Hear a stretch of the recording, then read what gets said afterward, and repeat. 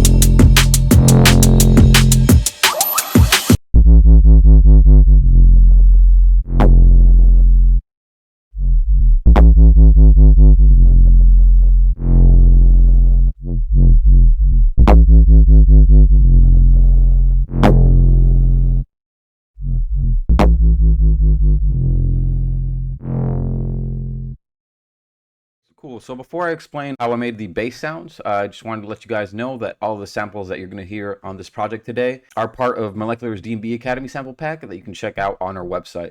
So let's get into the bass sounds so I can show you guys how I recreated the bass and how I've used samples from a sample pack to actually fit the idea that I'm going for. Okay, so the first bass that we're going to be looking at is going to be the Serum patch that I made.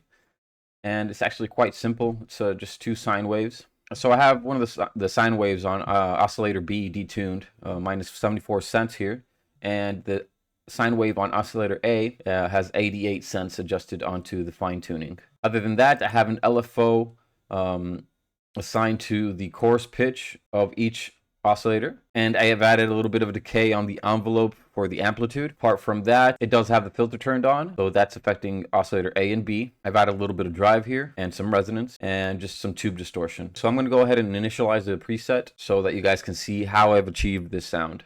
Okay, so the first thing that you want to do is go over to analog and choose analog BD sine wave for both of these oscillators. And as I said, you just want to use the fine tuning here to adjust one with a positive value and another one, like for example, oscillator B with a negative value. Don't forget to set the random phase all the way to 0. Let's add some decay here and shorten the sustain and add a little bit of attack so there is no clicking sound at the beginning of the bass. After that, all I had was a filter turned on And I set the cutoff to around 30 hertz. 35 is okay, maybe even 40. Let's see what this is sounding like right now.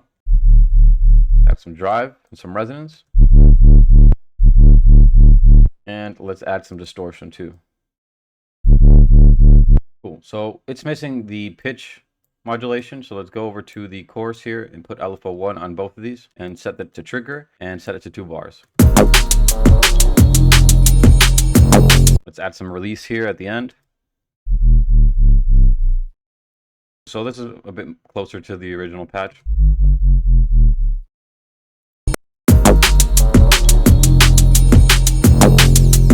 I mean, that's it. Pretty simple bass, and it's just 2 sine waves detuned, you know, playing at the same time, and it's what's generating that movement that we're hearing on the bass. And if I didn't have this filter turned on, it would actually be quite noisy. So I'm just filtering it out. That's just personal choice.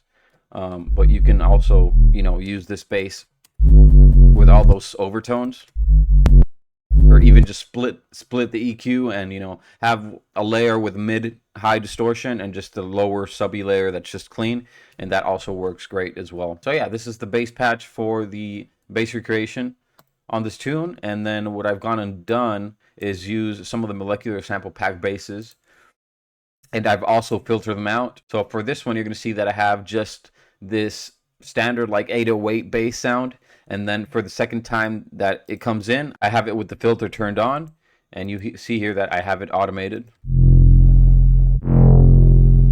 so that more overtones come out the second time that the bass hits.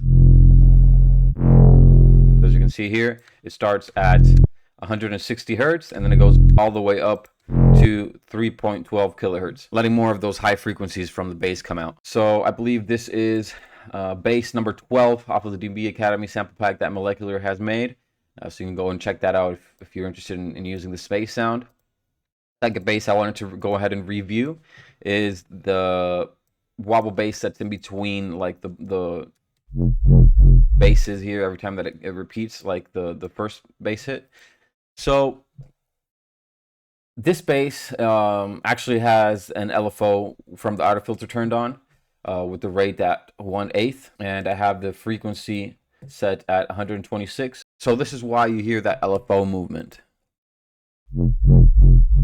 If we go ahead and turn off this LFO inside the filter, just kind of like a rising bass sound. So so the main movement of this bass is coming from the filter, and you can apply this technique to any sound to make it wobble. So this is a really cool trick if you're looking for a wobbly sound, or you need to generate some movement on a bass that has a lot of high frequencies or mid-high frequencies. This is one of my favorite methods that you can use to add some movement onto the bass. But yeah, it's not much more than that, just a movement at this rate, and it just repeats. That's it for this bass. And this is bass, let's see here, this is bass 12 as well. I've just reversed it, and I've used another part of it, as you can see here. So I've used like the beginning of this bass sample, and I reversed it, and for the other channel that I have, I've used like the second half of the bass hit. So yeah, I got a little bit creative with the same bass sound. I figured that I could use the same, you know, sample to do the response bass that I needed.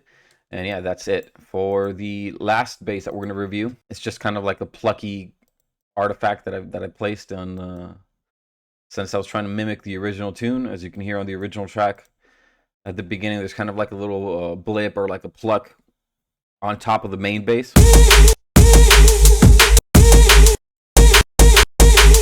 So yeah, that was the idea with this one.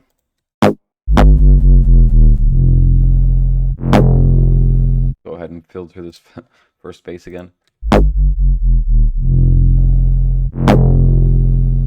And yeah, this is just a small segment of a sample.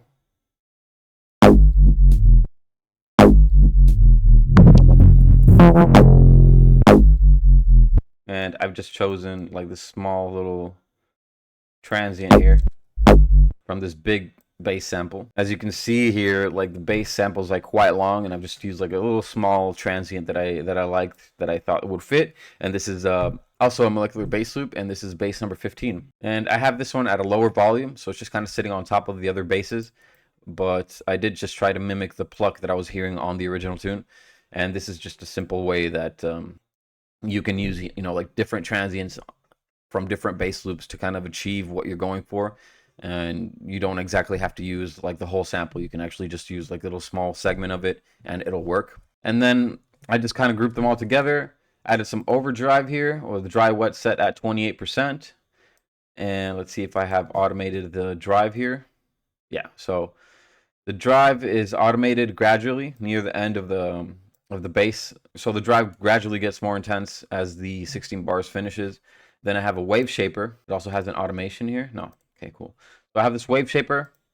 It's quite a an exaggerated curve, but that's what's giving it all like the presence to the bass.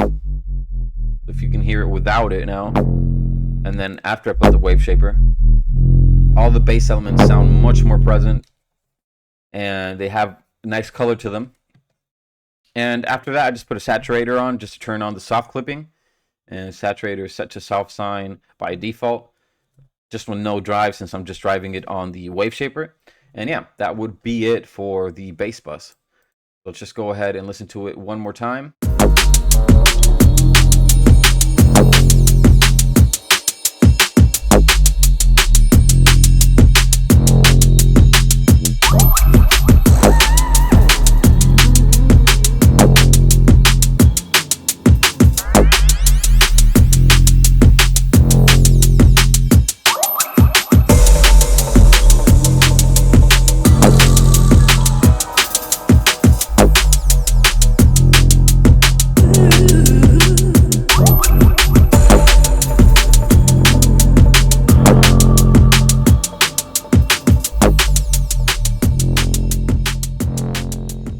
Cool. So that's it for this sound recreation video. I really hope that you've enjoyed it, that you could grab some of these tricks using your own tracks. And again, my name is Emmanuel, also known as Yatuza with DNB Academy, and I'll see you in the next one. Thanks for watching.